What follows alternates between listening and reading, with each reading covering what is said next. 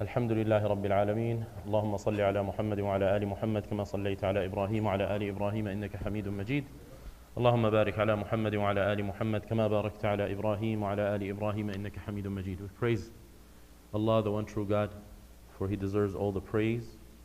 And we ask Him to bless His messenger Muhammad, to elevate his mention and rank, and to shower him with protection and grace, along with his family and his righteous followers until the last days, as He did with Ibrahim, his family and righteous followers in the past. Allahumma allimna ma yanfa'una wanfa'na bima 'allamtana wa zidna ilma. We ask you, Allah, to teach us what benefits us, to allow us to benefit from the things that we learn, and to increase us in knowledge. Allahumma ij'al ma ta'allamnahu hujjatan lana la 'alayna. We ask you to make the things that we learn an evidence for us and not an evidence against us. Welcome to the third episode of Prophetic Stories, Illustrations of Life, where we're covering specific events or specific narrations from the lifetime of the messenger, and then trying to extract some lessons that we can apply into our daily lives. And today's topic is somewhat related to last week's. Last week we spoke about some of the beautiful aspects of the Prophet's personality, which according to his wife's estimation, and when she gave him counsel as he received revelation, was a cause for God never to forsake him. So then what we said is that it would be good for us to incorporate these particular character traits into our lives. And the first one was, إِنَّكَ لَتَصِلُ الرَّحِمِ. You keep good family ties. You take care of your family, and we spoke about that not being necessarily only your immediate family or your nucleus family, because a lot of people have become very selfish. Rather, it is your extended family. And then by extension, it becomes the human family, because in the end of the day, we're all related. We're all the children of Adam. Today's subject is somewhat related. It's related to one of the family members of the Prophet ﷺ. And basically the author here takes us and he says, as soon as the Prophet can comprehend, once he was old enough, this individual that we're going to talk about today was the closest man to him. He is the full brother of the Prophet's father, Abdullah. So it's good for us to have a little background about the Prophet's family. We know the Prophet is named Muhammad, the son of Abdullah, the son of Abdul Muttalib. Abdul Muttalib was not his real name. His real name was Shaybah. And that family is the family of Hashim, so that's why they're called Banu Hashim. Shaybah, also known as Abdul Muttalib, Al-Muttalib was his uncle who had adopted him in his infancy. And he was so closely attached to Al-Muttalib that they called him Abdul Muttalib, the slave or the servant of Al-Muttalib, because he constantly kept his company. And that's the name that most people know him as. Most people don't know that his real name is Shaybah. This man had many children, boys and girls. Now, not all of his children were from the same wife. So two of these children that were full brothers were Abdullah and the man that we're talking about today, who actually also took care of the Prophet. As we know, he starts off his life being an orphan. An orphan in Arabic, الْيَتِيمُ مَنْ فَقَدَ أَبَاهُ دُونَ الْبُلُوغِ. Specifically, it's a person who loses their father before they reach the age of accountability. So we know in the story of Muhammad that he's born without a father, as in his father had died before he was even born. And then his mother shortly thereafter passes away, and he's under the care of his grandfather Abdul Muttalib. And then Abdul Muttalib passes away, and he's under the care of the full brother of his father, Abu Talib, that famous personality, Abu Talib. So he basically not is just an uncle to Muhammad, rather he's basically his father. You can call him his second father. And this was actually part of the will and the Abdul Muttalib wished. He assigned Abu Talib to take care of Muhammad, and he says, this is my son whose father passed away, as you know, and I want you to take special care of him. So now Abu Talib becomes somewhat of an adopted parent, a foster parent to Muhammad. And the Prophet's nickname was Yatimu Abi Talib. One of his nicknames was the orphan child of Abu Talib. They had an extreme level of affection and love between one another. Abu Talib, whenever he would travel, because he was so attached to Muhammad, he would take him along for the journey. He would not feel comfortable leaving him behind. He didn't take his own biological children. So this is something that's amazing. Sometimes, although it's a foster parent relationship, or it's someone that's very close to you, but you have some type of bond with them that you can't even explain. Sometimes it exceeds your own blood relations. Because love and affection is something that's in the heart.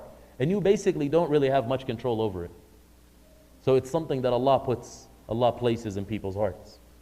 So whenever Abu Talib would travel to Sham, and this actually will help us segue into something from the Prophet's biography, which is mentioned in the Quran. Now we have a surah in the Quran titled Quraysh. We should ask ourselves, why is Quraysh mentioned in the Quran? What is the significance of these people? So these were the people who claimed to be the children of Abraham. And they claimed to be the ones, the guardians and the custodians of God's house, the Kaaba. And they claimed to be on the religion of Abraham. And they believed they were the best people on earth. So Allah mentions them in the Quran, but He mentions His favor unto them. And part of the favor that Allah had for them, because they used to take care of the Kaaba, people used to call Quraysh Ahlullah. They were known as God's people.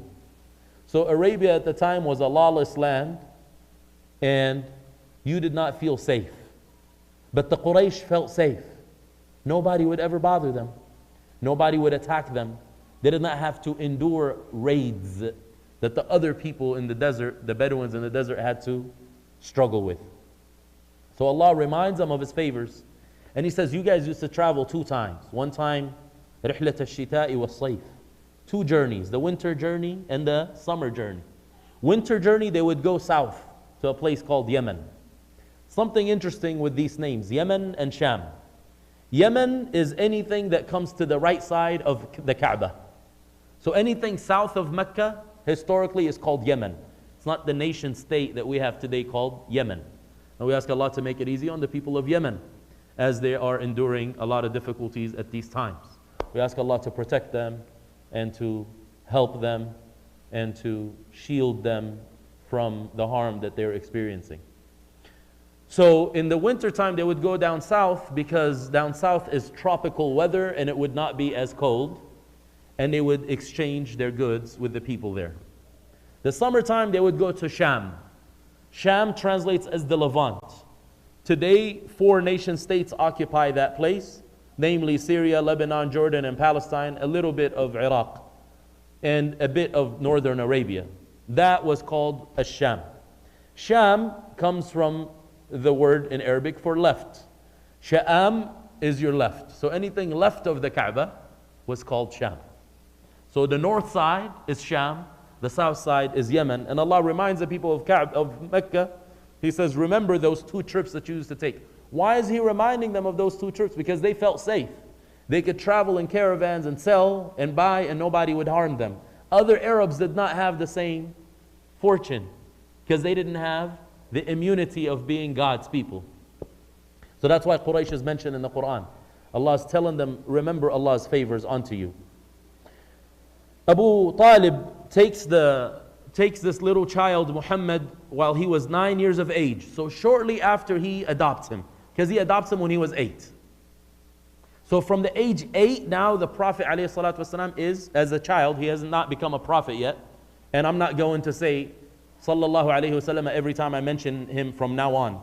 Because right now we're talking about Muhammad, the child, before he becomes a prophet. Okay? So, at 9 years old, he takes him on the caravan that he would travel on, and he travels up north to Sham. Now, when you think 9, you're not thinking this is a time to teach anybody business or commerce, to buy and to sell. It's definitely not a good time to travel in the desert and to go through that type of strenuous journey. This is not 5-star accommodations, VIP lounge on a particular airline. They had to travel for a month to get to their destination on camelback and walking, and you had to deal with the elements that you were exposed to. However, what was the cause for him to take him on the trip with him? Emotional attachment. Emotions will make you do things that sometimes don't make much sense. Sometimes you love your child and you decide to take him to a place that would actually be dangerous for him. And some people may consider that recklessness. But for you, you're like, I can't get my eyes off of my child. You're just obsessed. Or a friend. They're like, you're taking him to work with you. You're like, yeah, I love him. Or I love her. And I want to keep him close by at all times. That's an emotional attachment. Sometimes, again, emotions don't have to make much sense. So, it was a two-way relationship. And that's what's important to consider here. It wasn't just Abu Talib liking his adopted child. Rather, Muhammad as well loved his uncle, Abu Talib, his adoptive father. Throughout Muhammad's blessed age, Abu Talib was the closest person to him. You know for how long? For 40 years. Abu Talib was the closest person to Muhammad. 40 years. He picks him up at the age of 8 and he remains with him until 48. The Prophet now at 40, as we covered in the last couple of weeks, he becomes a prophet. His ministry begins. He has a mission. And he has to deal with the consequences of what it means to relay the message. Because now it's easy for me to work for the post office and all I have to do is deliver packages and deliver envelopes and deliver your bills, give you your coupons, send you your checks. That's it. My job is a delivery man.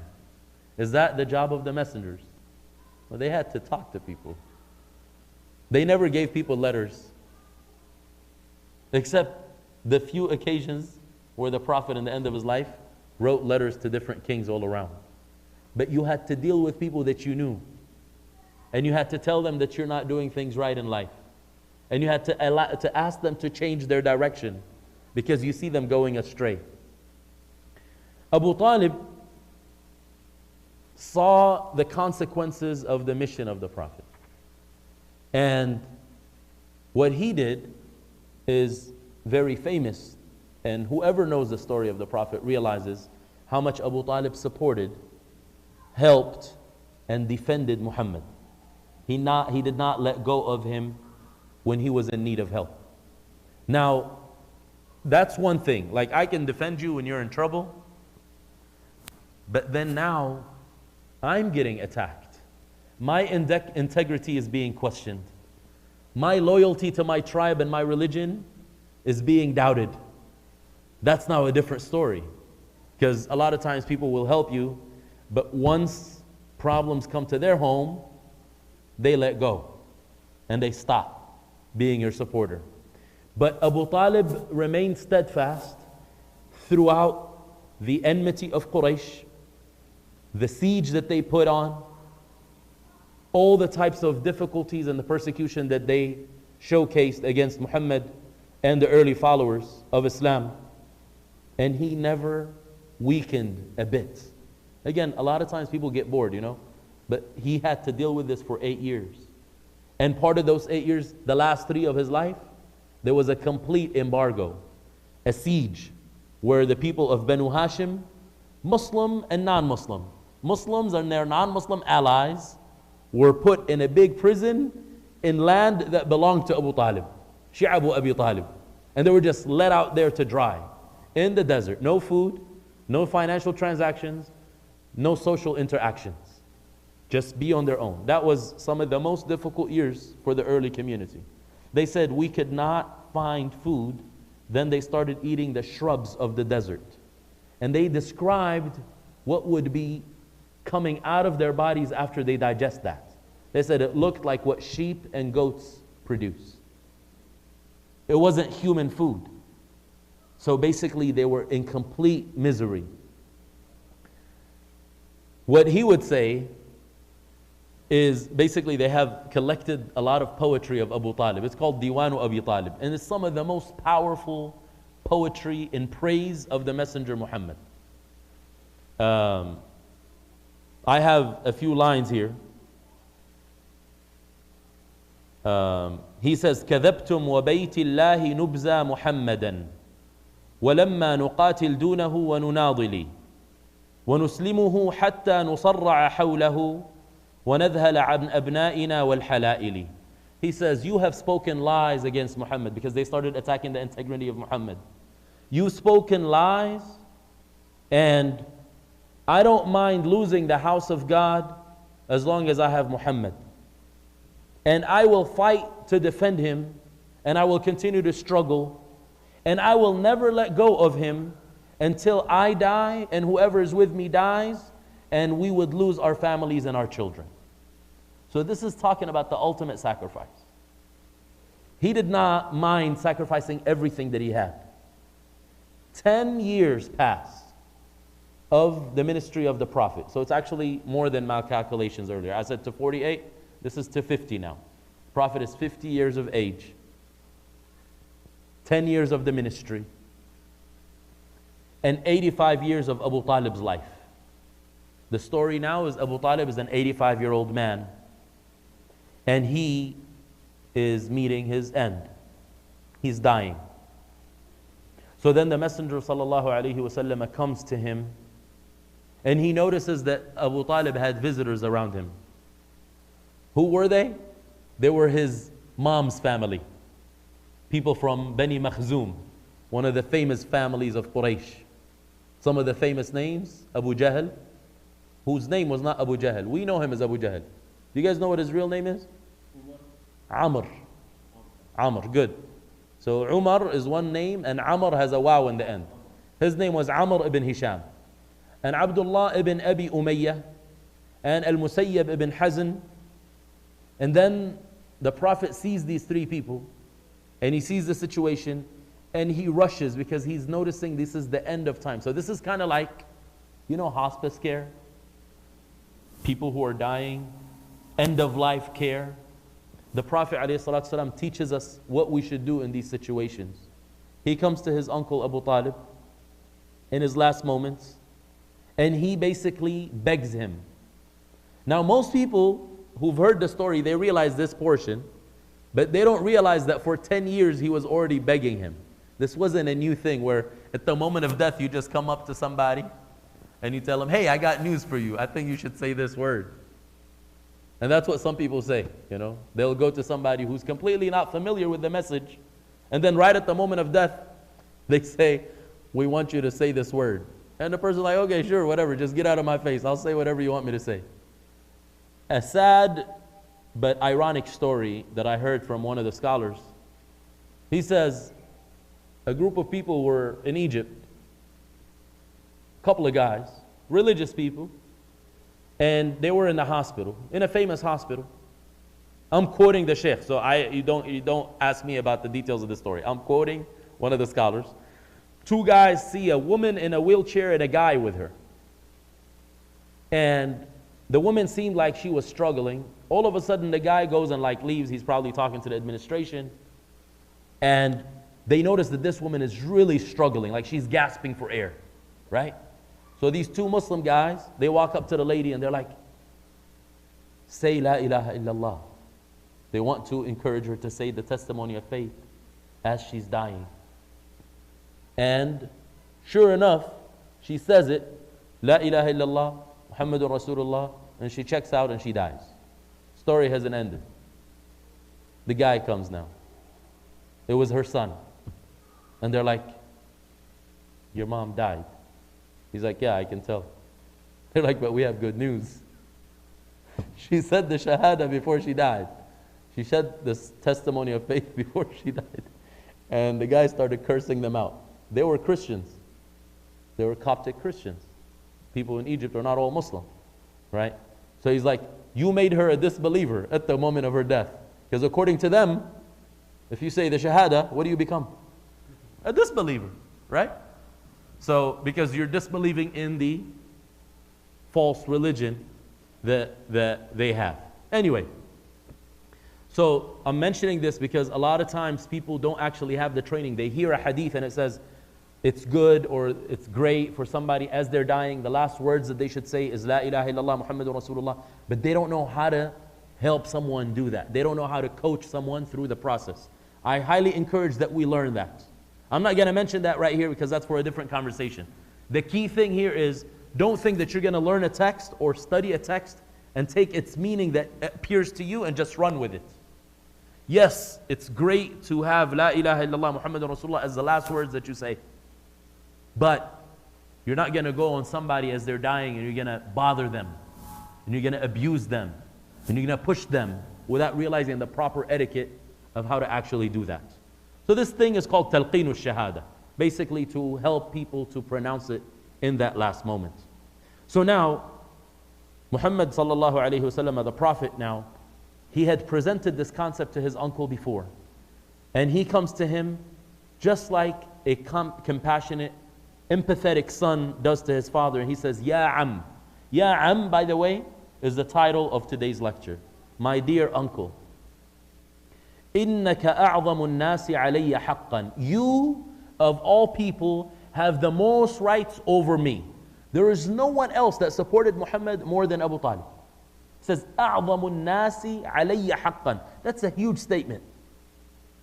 وَأَحْسَنُهُمْ عِنْدِي يَدًا. You've been the most generous in my life. In your financial help, in you helping me out through with your status, with your name, with whatever you have. فَقُلْ كَلِمَةً تَحِلُّ لِي بِهَا الشَّفَاعَةُ فِيكَ يَوْمَ الْقِيَامَةِ. Please, say a statement. Now, kalima, of course, is one word, but also in Arabic it means a full statement. That's why the whole testimony of faith is called what? Kalimatu shahada. It's not just one word. It's ashhadu an la ilaha illallah wa ashhadu anna Muhammadan Rasulullah. 12, 13 words. But it's called kalimatu shahada. Right? So it's a statement. He says, say the statement, and this will allow me and make it lawful for me to intercede on your behalf on the day of judgment. I want an excuse to ask Allah to pardon you on the day of judgment. قُلْ لَا إِلَهَ إِلَّا اللَّهِ. He said, say there is nothing worthy of worship except the one true God. كَلِمَةً أُحَاجُّ لَكَ بِهَا عِنْدَ اللَّهِ. A statement that I will use as an excuse to argue your case. Again, look at the Prophet. He's looking at himself as people's advocate. He's like, I will advocate on your behalf with God, in the court of God, in the day of judgment. But give me something to help me out. It's like you're somebody's lawyer and you're like, can you please give me some evidence that says that you're innocent? Like something? You got everything against you. Give me one thing and I will fight for you. I will fight this case. Now Abu Jahl, his real name was Abu, you know what his real name was? Abu Jahl? Abu al-Hakam. His kunya was Abu al-Hakam. His real name was Amr. But what do we know him as? No one knows this real name. They know him as Abu Jahl. Abu Jahl means what? The ignorant one. Abu al-Hakam means what? The wise one. Right?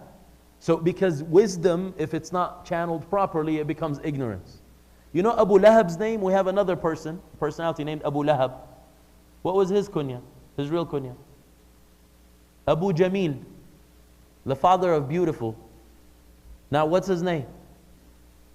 The father of the flame. You know that he did not look ugly? He looked just like the Prophet ﷺ. He looked good. And he had proper lineage. And he was famous. And he was rich. And he was well off. And what does Allah say in the Quran? Tabbat yada abi lahabi wa tab. The only individual in the life of the Prophet that's mentioned by name as a disbeliever with a guaranteed state or guaranteed sentence in the hellfire is Abu Lahab, the biological uncle of the Prophet. So basically his lineage did not help him much. Something about lineage, something very important for all of us to consider, especially with the talk of racism around and people thinking that they're better than others because of where they come from or the type of blood that runs in their veins. Some of them are pure bred while others are contaminated. An event that happened after the Prophet's life was that the Muslim community spread out. And there was two of the disciples of the Prophet. One is named Salman. People know Salman as the Farisi, the Persian one. Allah be pleased with him. He had many different stories. And his story of searching for the truth was beautiful. He was paired up with a man named Abu Darda from the Ansar, from the people of Medina. Remember, the Prophet paired people up. Al-Mu'akha, the Islamic brotherhood. Real brotherhood, partnership. We say that the best thing we can do today for our brothers and sisters who embrace Islam, the converts, or for brothers and sisters who are new in the community, or for those who don't have family support, is the prophetic system of brotherhood, sisterhood. It's your real brother. You basically spend a lot of time with them, checking on them. So Abu Darda and Salman were brethren in the time of the Prophet. Now, after the Prophet passes away, they are split up, and Salman gets stationed somewhere in the Iraq, Persia region as a governor for Al-Mada'in, the city where he's from originally. And Abu Darda is stationed in the Holy Land, Jerusalem and its surrounding areas, Damascus. So those are the two most holy cities in the Levant, Jerusalem and then Damascus. We spoke about the Levant earlier. We ask Allah to make it easy on the people of that land and to protect them and to shield them from all harm. Abu Darda writes a letter to his brother Salman, and he says, "Oh Salman, I wish good for you, and I am inviting you to come to the Holy Land." Why is it called holy, by the way? Do you guys know why it's the Holy Land? Why is that land holy? You come from there, that's where your family's from. Why is it holy? What makes it sacred? Is it like the geography? Is it the produce that it has? In the Bible it says the land of milk and honey. It makes it sound like it's something material. If it's something material, look at Mecca. Why is Mecca holy? There is no material things there. Even the oil that they discovered, it doesn't exist in Mecca. It's all in the east and in the south and north, not in Mecca. What makes something holy? Yeah, why did Allah put the Kaaba there? Yes. Yeah, well, he came after. It was holy before he was around. Okay, the prayer of Ibrahim. But there is something beyond that, before Ibrahim. Why did Allah guide Ibrahim to make that dua? Remember we said in the first session, Allah chooses places, people, times, and He makes them special. He makes them holy. Why is Friday the holiest day of the week? Why? Easy answer. Allah chose it to be. Why did Muhammad become the final messenger? Allah chose him to be. Why is this land holy?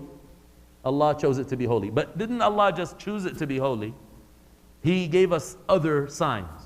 Many prophets were sent there. So it's called the land of the prophets. All the prophets of Bani Israel came in the Holy Land. So that made it sacred ground because of the revelation that was coming and the righteous deeds that were practiced there. So Abu Darda says, "Oh Salman, come to the Holy Land. Now this is under Muslim control. What you doing over there in Persia, man? Come over here. Ilhaq bina fil ardi al-muqaddasa. Come to us in the Holy Land." He's his brother, like he loves him and he's missing him and he wants the best thing for him. Salman writes back and he says, "My dear and beloved brother, inna al-arda la tuqaddisu ahadan." Land does not make anyone holy. It does not sanctify anyone. إِنَّمَا يُقَدِّسُ الْإِنسَانَ عَمَلُهُ. A person will become sanctified and special due to their actions. So it's not where you live. Because again, let's think about who's been in charge of the Holy Land for the last 70 years. Anything holy about an illegal occupation?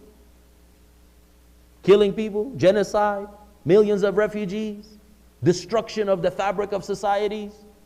We're talking about refugees now. How long have the Palestinians been refugees? 1948. They still want to go back. They're still waiting to go back to their homes, right? So, al-ardu la tuqaddisu ahadan. You being in a location does not make you holy, even if the land is holy. What will make you holy? Your righteous deeds, right? Why did this come about? How is that connected to what we're talking about here? The lineage of Abu Lahab, right? Prophet's uncle, very close proximity. Lineage, the land where you're at, being from Kaaba, the Mecca, doesn't make you special if your actions are not special. That's what really matters. So Abu Jahl, this guy, Abu al-Hakam, but we know him as Abu Jahl, he also has another name. He's called the Pharaoh of this community. فِرْعَوْنُ هَذِهِ الْأُمَّةِ. So the Prophet actually gave us a sunnah here that we can call people Fir'aun, even after the original Fir'aun passes away. So there's a lot of Fir'auns. Some are Fir'auns in their families, some Fir'aun in their communities, and we got a lot Fir'auns in countries, right? So Fir'auns are all around. Allah protect us from Fir'auns. Abu Jahl goes to Abu Talib and he blackmails him emotionally. Emotional blackmail. And he reminds him of something, like at the moment of death, he just goes and hits a very, very sensitive point.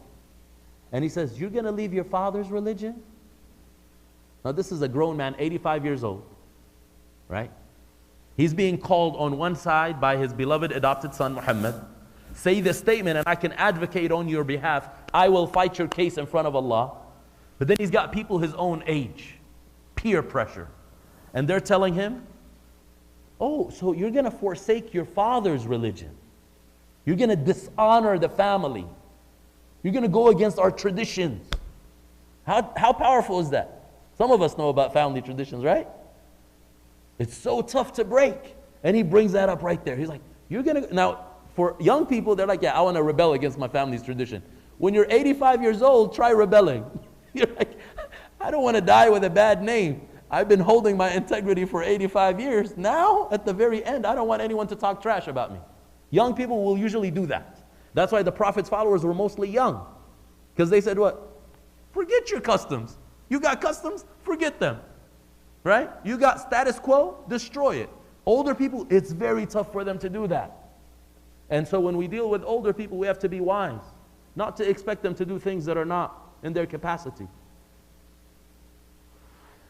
The Prophet ﷺ, again, he repeats his petition. He repeats the same request. But he doesn't get preoccupied with responding to Abu Jahl. Many of us, that's what ends up happening.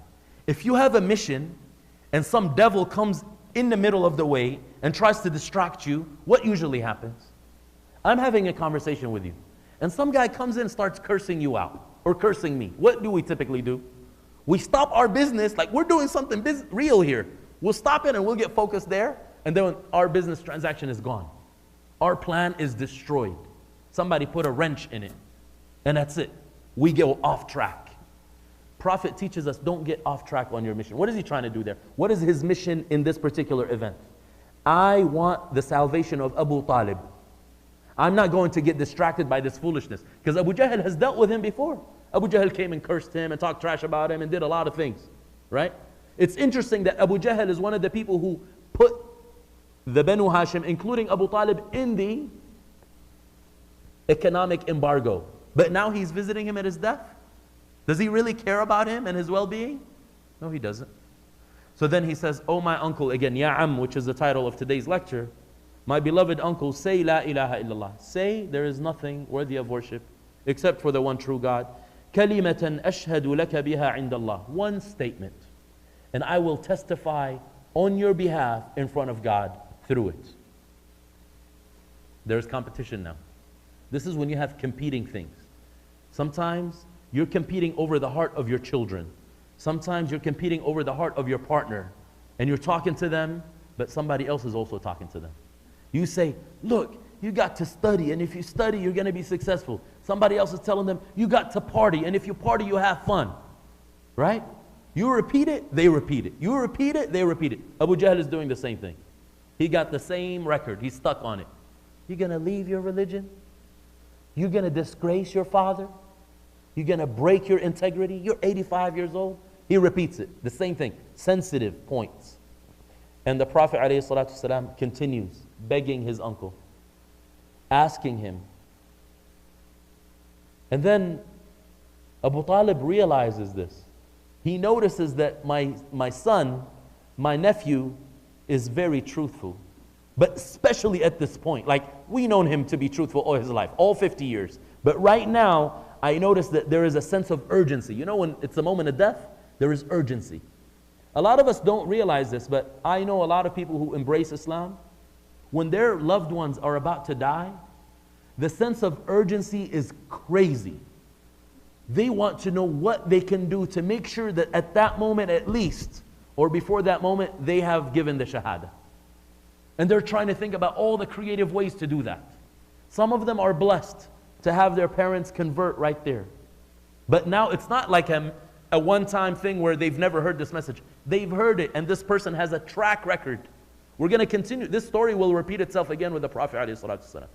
You must have a track record with people that they know you care for them, and you only desire good for them. You're not trying to add another number in your organization's conversion list.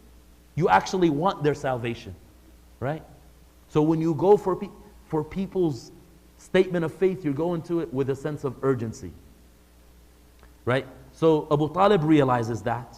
He notices the emotion in his nephew's words. And then he looks at him and he says, my nephew, my son, if Quraysh would not verbally abuse me, tu'ayyiruni. Ta'yir is when you find fault with someone and you attack them because of it.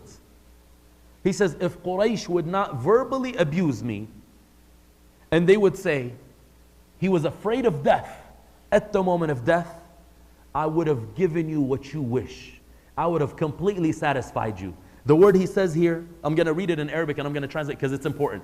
He says, يَا ابْنَ أَخِي لَوْلَا أَن تُعَيِّرَنِي قُرَيْشٍ يقولون ما حمله على ذلك إلا جزع الموت لأقررت بها عينك. أقررت بها عينك. Now typically this would be translated as, I would have made your eyes cool with it. Made your eyes cool with it.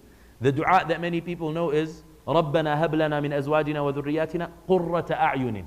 Our Lord, make from our spouses and our children coolness of the eye. What does that mean? Like you want to put a cold AC on your eye? Did anyone ever think about that? What does coolness of the eye mean in Arabic? Do you know? What is that? Cold tears, okay? What do cold tears signify? Sufyan? Happiness, good. So they say that when you're happy and you cry, they call them what? Tears of what? Tears of joy. They say tears of joy are cool tears. But when you're sad and you cry, what kind of tears come down? Hot tears. Check it out for yourself. So one is actually a joyful experience. But that's not the only meaning. In the desert, when the wind blows, not right now we got the Santa Ana winds. You guys get them up here or it's only in Fontana? Right? The Santa Ana winds with 100+ degree weather. How cool is these winds? How cool is the wind? The gusty winds that you have all day long. They're not very cool. In the desert now it's got dust with it too, and that goes into your eye.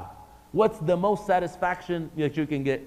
When your eyes are protected from that, and you got coolness in your eyes instead of this hot breeze. But then the most comprehensive meaning, they say, is that you have complete satisfaction where you don't desire anything beyond that. Which means, you know, when you have complete satisfaction, you say, I'm satisfied with my child, you're never going to compare them to anyone else. Because you're like, I got what I need in my child. So qurrat ayn means complete satisfaction. So when you wish that to someone, that's what you're telling them. I want you to be completely satisfied with what Allah gave you. Meaning, I want them to achieve all the goals that you have in your mind, and they have given you complete satisfaction. So he's telling Muhammad, I will satisfy you if it wasn't that these people are going to say he's a scaredy cat, he's afraid of death, and that's why he's flipping right now in the moment of death. And then the last things that he said. So this is the problem now. You got to know what to say in your end. And that's why the scholars tell us that if you do dhikr while you're alive, Allah will make it easy for you to say dhikr at the moment of death. But if you were singing and rapping and gossiping and slandering and typing and posting and tweeting throughout your life, what do you think you'll be made to do at the moment of death? Say, Al-mar'u yamutu ala ma hayya alayhi. Ala ma asha alayhi. A human will die according to how they lived. Right? So then Abu Talib says, Ana ala millati al-ashyakh. I'm on the religion, I'm on the faith of the old timers. He wants to stick with the old timers. على ملة الأشياخ, the old men. أنا على ملة عبد المطلب. I'm on the religion of Abdul Muttalib, the chief of Quraysh. And he refused to say, La ilaha illallah. Abu Talib dies. And the Prophet ﷺ is completely devastated, very sad, and grieving. Again, that's a human emotion. And we're not prohibited from having these emotions when we lose loved ones. But he's very sad that his uncle that was so beloved to him and who loved him. Again, sometimes a relationship is one-sided. This is a two-way relationship. The uncle that loved him and that he loved, the uncle that supported him, was not blessed with guidance, with hidayah. Guidance that he himself had brought forth. Guidance that he himself invited people to. And then it's as if he continues to speak to him after his death as he walks out, and he says, as if his uncle is hearing him, لَأَسْتَغْفِرَنَّ لَكَ مَا لَمْ أُنْهَ عَنْكَ. I will continue seeking forgiveness for you as long as I am not prohibited from doing so. Why? Because he felt that he's indebted to his uncle. So I want to do as much as I can possibly do to pay back your debt. Right? That's why we can never pay back the debts of our parents, for example. Throughout our lives, we're supposed to say, رَبِّ ارْحَمْهُمَا كَمَا رَبَّيَانِي صَغِيرًا. My Lord, have mercy on them like they raised me up when I was young. The Prophet says, whoever does something good to you, make sure that you compensate them. And if you're not able to do so, make sure that you pray for them, so much so until you feel you've compensated them. And that's why the prayer that we give in Islam is Jazakallahu khayran, and we leave it open-ended. May Allah give you khayran, a lot of good. We don't say like a little good. Khayran, open-ended. Because if Allah gives you good, He gives you all types of good. Right after this moment. So again, this is important because you realize how the Quran gets revealed due to specific causes. There is cause and effect in a lot of the revelation. This is what's called Asbabun Nuzul in the study of the Quran. Allah reveals the following verse. ما كان للنبي والذين آمنوا أن يستغفروا للمشركين ولو كانوا أولي قربى من بعد ما تبين لهم أنهم أصحاب الجحيم.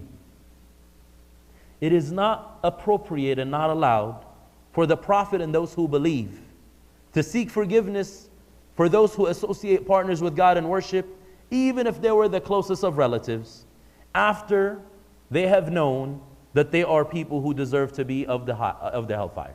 Meaning their actions, and they die on a different faith. And then, because the Prophet is still feeling guilty. It's like, how can I fail in this? You know, a lot of times people don't realize this, but the story of Nuh is there for a reason. Nuh was a prophet of God. He wasn't a failure as a parent, but his son refused to believe.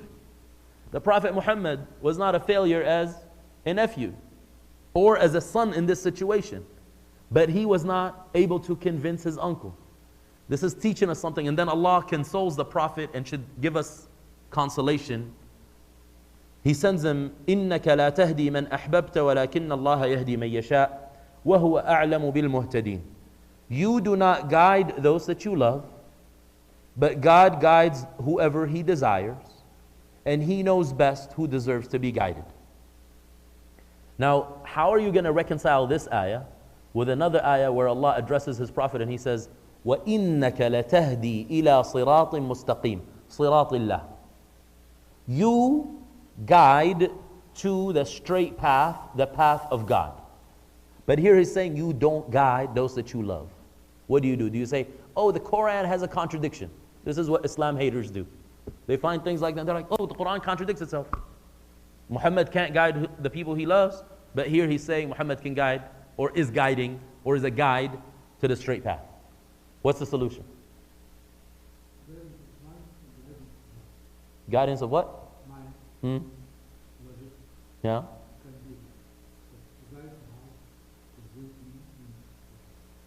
You can convince me with logic too, but it's close, but not completely.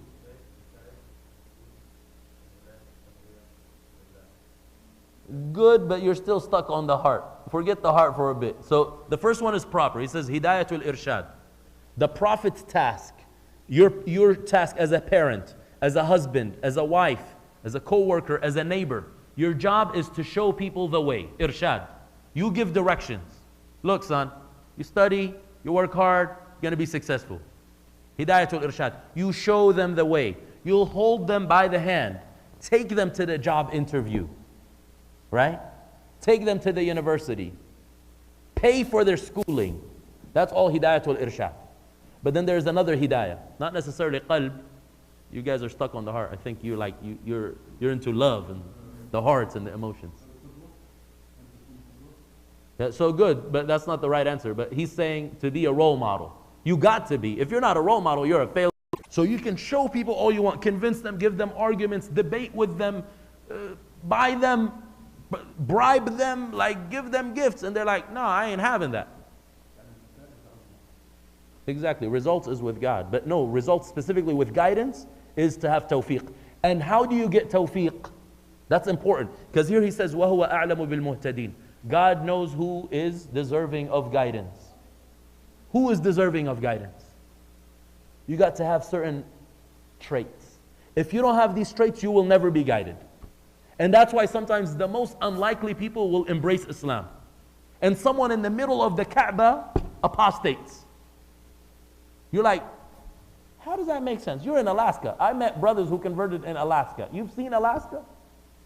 How do you convert in Alaska? Right? And then I've seen people in Mecca apostate and leave Islam. Next door to the Kaaba. How? It's got to be in your heart. That's where the heart plays a role. You got to be truthful and sincere. If you're sincerely asking guidance, Allah will give it to you, regardless of all the circumstances around you.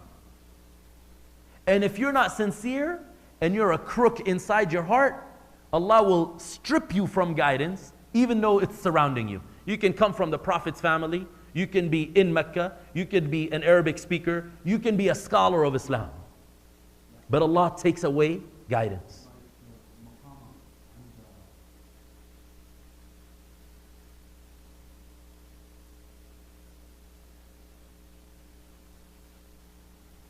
You're saying مقامك حيث أقامك. No, that has nothing to do with that.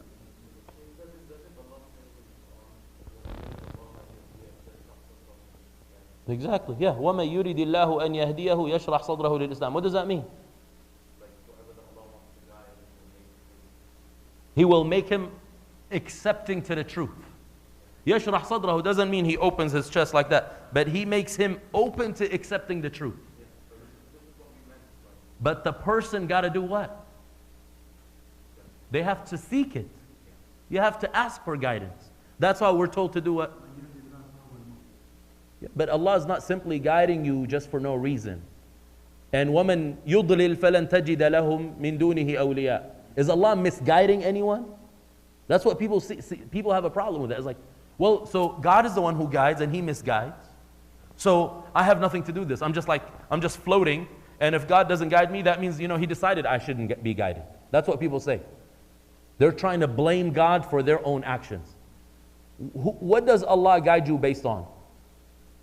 On your own choices. You are choosing guidance and you're asking for guidance. You sincerely want it, Allah will give it to you. If you're lying and you don't want guidance, it doesn't matter how much you hear it, you're never going to accept it. Not because Allah is preventing you from it, your own is preventing you from it. But when Allah sees you turning away, He lets you go. That's why if you notice me, when I translate, وَمَن يُضْلِلْ فَلَا هَادِيَ لَهُ, I say, and whoever Allah allows to stray, no one can guide. Allah doesn't force anyone to be misguided. So how do we get this? You incorporate all the ayat that talk about hidayah and idlal together. Don't just take one and run with it. You got to incorporate the whole corpus of the text. Anyway, the Prophet ﷺ still felt bad and he had a sense of regret and remorse, and his companions would see it in his face. Again, people knew him. He was always around them. So after 10 years of this event, so after this what happens is the Prophet eventually leaves the next year to Medina. 10 years later he comes back to Mecca, conquering Mecca, winning Mecca over, and the people of Mecca come to him telling him, we want to pledge allegiance to you, we want to accept your message. And Abu Bakr brings his father. Abu Bakr was an old man, his father was even older. Ibn Abi Quhafa. And he brings them to shake hands with the messenger and to agree to accept the message. And then this old man extends his hand out, and it's a weak hand. And then Abu Bakr starts crying when he sees this. And he sees his father's hand in the messenger's hand. And the messenger sallallahu alaihi wasallam is surprised, and he says, Abu Bakr, what's going on? Why are you crying? So he says, O Messenger of Allah, I wish that was your uncle's hand instead of my father's hand. And that your uncle would convert, and then Allah would give you satisfaction. That is more beloved to me that my own father is guided. And then he tells them, وَالَّذِي بَعَثَكَ بِالْحَقِّ لَأَنَا كُنْتُ أَشَدُّ فَرَحًا بِإِسْلَامِ أَبِي طَالِبٍ مِنِّي بِإِسْلَامِ أَبِي أَلْتَمِسُ بِذَلِكَ قُرَّةَ عَيْنِكَ. Now this is the other story, which is the love of Abu Bakr for Rasulullah alayhi salatu wasalam. He says, I swear to you by the one that sent you with the truth, I would have been more happy if Abu Talib converted to Islam than when my father converts and embraces Islam, because all I wanted was your complete satisfaction. So he still knew that 10 years down the line, the Prophet still has this vacuum in his heart for his uncle. So now the author says, and today as we read this story, we also have this remorse and this empathy for the Prophet, and we wish that Abu Talib had testified to the truth on that day, and that he was able to witness his nephew conquering Mecca, and that he noticed everybody converting and embracing this faith in huge numbers, and that the Prophet ﷺ himself was completely satisfied. وَلَكِنَّ اللَّهَ يَهْدِي مَن يَشَاءُ. However, God guides whoever He wishes, right? Whoever He selects, because guidance is divine selection, right? Abu Talib, as we're going to read. So now we're going to read the lessons very quickly. I hope I can cover them because I got a bunch and we just went off track. And this is what happens when I go off script. So we got to have somebody here that's going to be the script person. You got to tell me, go back to the book. The first thing, the author says, I've asked myself many times, if we're going to think about this logically, who is the most deserving of all people to convert and embrace Islam? All of humanity. If you were to ask, like the ideal person to embrace Islam, right? Like right now, a lot of people think here when we're in America, we're like, you know, you've heard this conversations. I wish X, Y, or Z embraces Islam because their conversion is going to be so influential and other people will be influenced by that, right? It's like that is the ideal personality to come into the community, right? Everybody has their own person depending on how they roll. Who is the most deserving to bear testimony to the Prophet's truthfulness? Of course, the logical answer is Abu Talib. He knew the Prophet more than anyone else knew him. No one knew him as intimately. Remember last time we said how Khadija knew the Prophet? She only knew him for 25 years. How long did Abu Talib know him for? Nearly 60 years. Nearly 60 years he was with him, non-stop. Right? He knew him as a child. He knew him as a young man. He knew him as a youth. He knew him as an adult. He knew him as a man, and he knew him as an adult man, a mature adult man. And throughout these phases of his life, he knew how truthful Muhammad was, how trustworthy he was, how pure he was, how transparent he was. He recognized every single one of his conditions of life. He knew how he left and he knew how he came back. He knew everywhere that he went. And that's why he says about him. He's so proud of him. He's got this line, this poetry. It's called Diwanu Abi Talib. لَقَدْ عَلِمُوا أَنَّ ابْنَنَا لَا مُكَذَّبُ لَدَيْنَ وَلَا يُعْنَى بِقَوْلِ الْبَوَاطِلِ. He says, he's testifying to all of humanity, the community that he had. He's like, they know for sure that our son is not a liar, and we will never deny or doubt what he says. لَيْسَ مُكَذَّبًا لَدَيْنَا. We don't doubt what he says. And I don't care what anyone says. So in his lines of poetry, he says, there's other lines, I don't think we have it here, but he says that I have no doubt that the religion of Muhammad is the best religion in all of humanity. And if it wasn't for people talking bad about me, then I would have said that out in the open. So that's something to consider. Logically, he completely understood. He believed in the truth of Muhammad, had no doubt about it, not even a slight doubt. What's the problem? This is what many people don't realize. They're like, well, that person is actually good. Is there anybody better than Abu Talib? Like, do you know any non-Muslim who's better than Abu Talib? There is no non-Muslim better than Abu Talib. Anyone closer to the Prophet than Abu Talib? No one's closer to the Prophet than the Prophet, right? Anyone that knew how truthful he was, but there was an issue. The issue is you got to testify and you got to submit. And he wasn't ready for that. He says, with all of that, and he saw 10 years of the ministry of the Prophet, day and night, him preaching and teaching and calling people. He dies, and the messenger was right next to his head, begging him to say one statement. And if he would have said it, the Prophet would have been completely satisfied. Not just the Prophet, but all of us as well by extension. So he says, this is a great sign that teaches us that guidance is a grant and a gift from the divine. Al-hidayatu minhatun ilahiyya. You can't buy it. You can't bribe it. You can't force it on anyone. Hidayah is from Allah. Completely. He gives it to those that He chooses to give it to.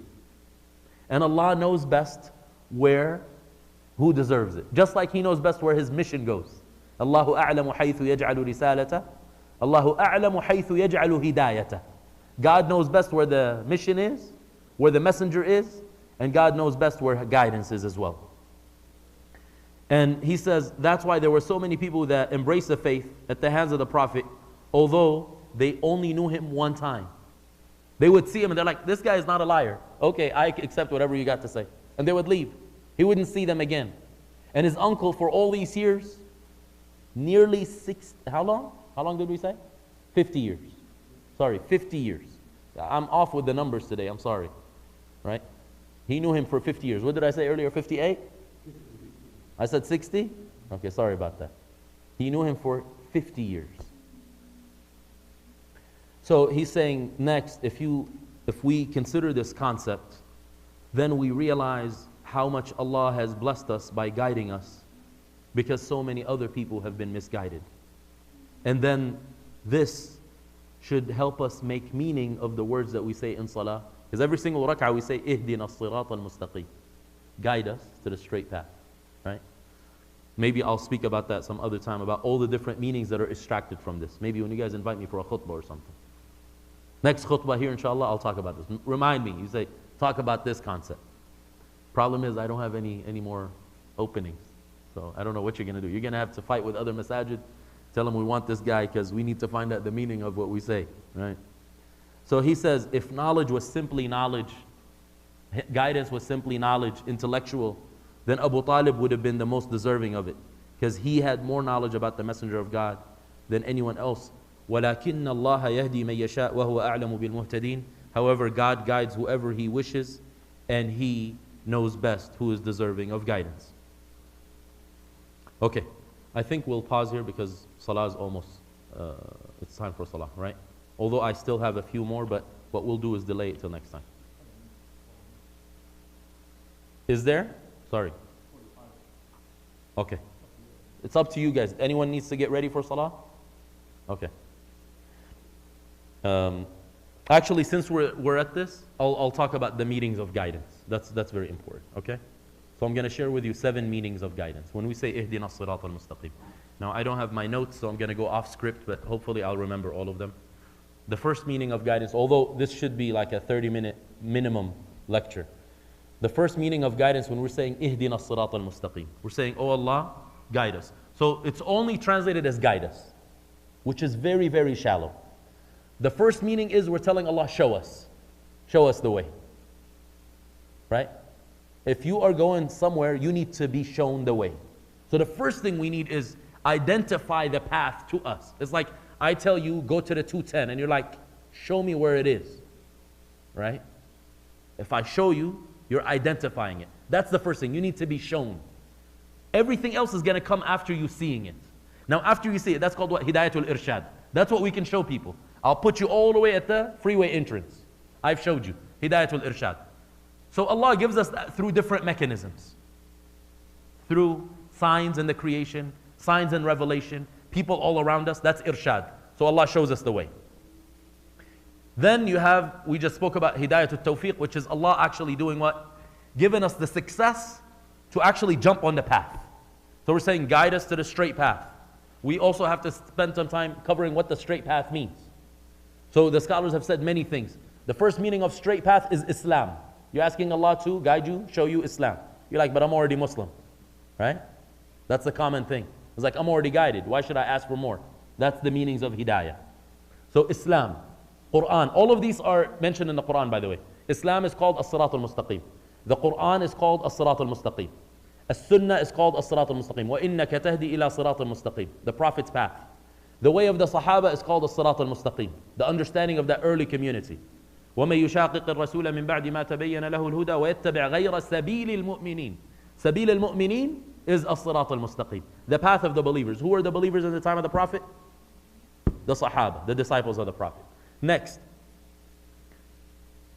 Who are these people? Again, the explanation is Sirat al-Ladina an'amta alayhim. Who are they? Allah tells us elsewhere in the Quran.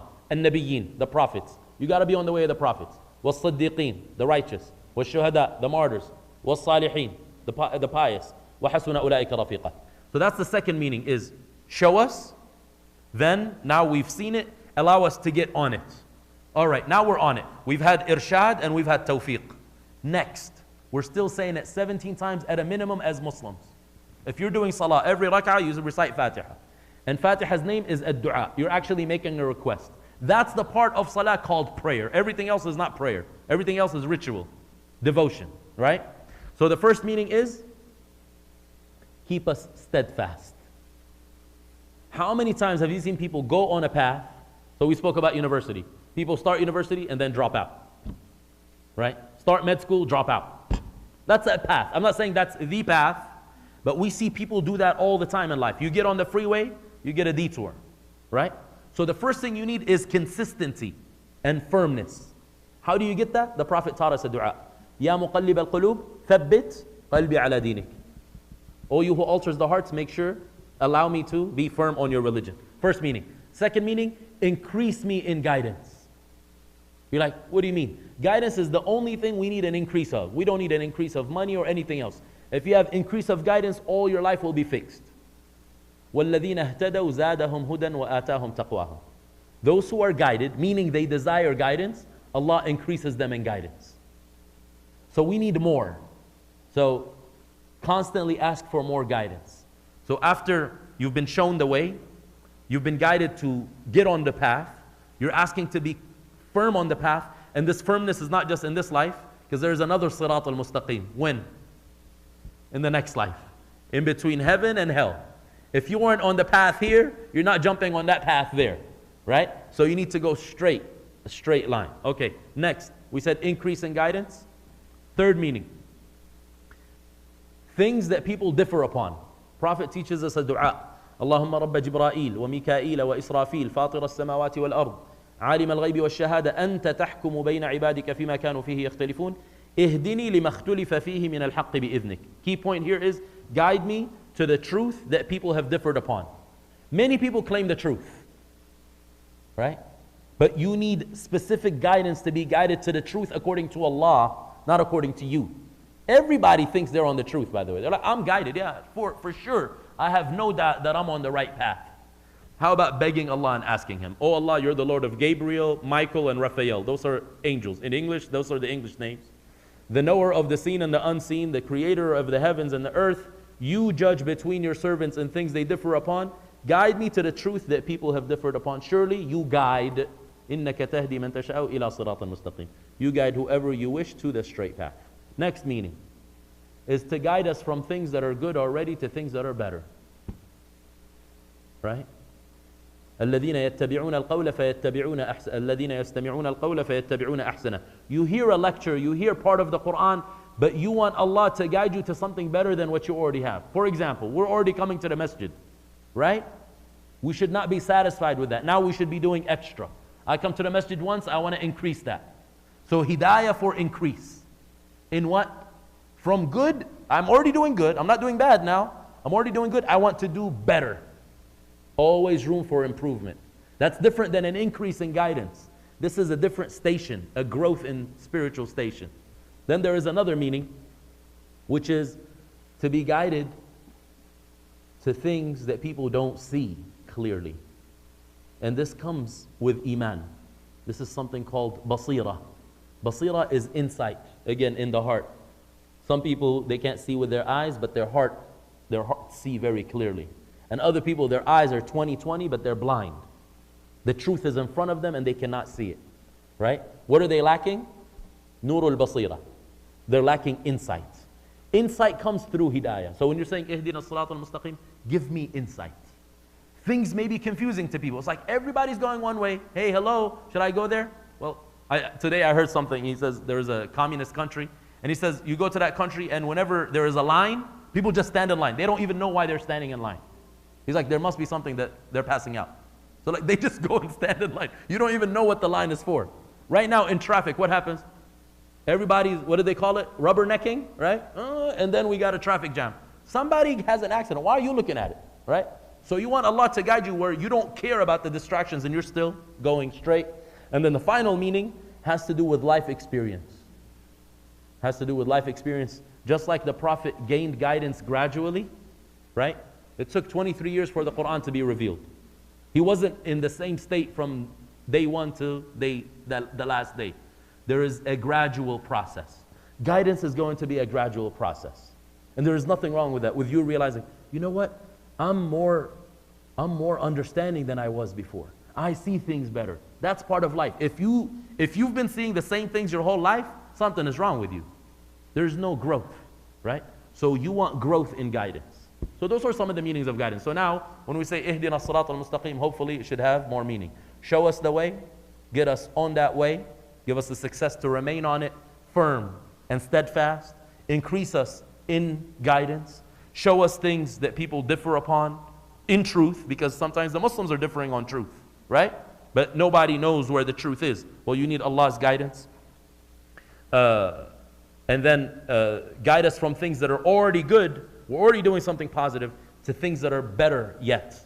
And then show us things that are ambiguous to others, give us insight, give us vision in our hearts, not just in our eyes. And then finally, allow us to live a life of guidance, where we're able to actually see things that other people may not see. And this is called firasa, and that's a gift that the believers are given. So with that, I'll conclude. It's time for Isha. So Allahumma ihdina, we ask you, Allah, to guide us. Allahumma arshidna, show us the way. وثبتنا على الهدى, keep us firm on guidance. واهدنا لما اختلف فيه من الحق بإذنك, guide us to the truth that people have differed on. وزدنا هدى, increase us in guidance. واجعلنا من الذين يستمعون القول فيتبعون أحسنه, make us from those people who hear speech and follow the best of it. وارزقنا البصيرة يا ذا الجلال والإكرام, guide us to have insight and vision of our hearts, not just vision with our eyes. اللهم صل على محمد وعلى آله وسلم. We ask you to bless the Messenger Muhammad, to bless his family and his righteous followers. سبحانك اللهم وبحمدك أشهد أن لا إله إلا أنت أستغفرك وأتوب إليك. Allah is far above any imperfection. We testify that nothing is worthy of worship besides Him. We seek His forgiveness, we repent to Him, and we praise Him as we started by praising Him. Alhamdulillahi awwalan wa akhira. All praises due to Allah in the beginning and in the end. Wassalamu alaikum wa rahmatullahi wa barakatuh.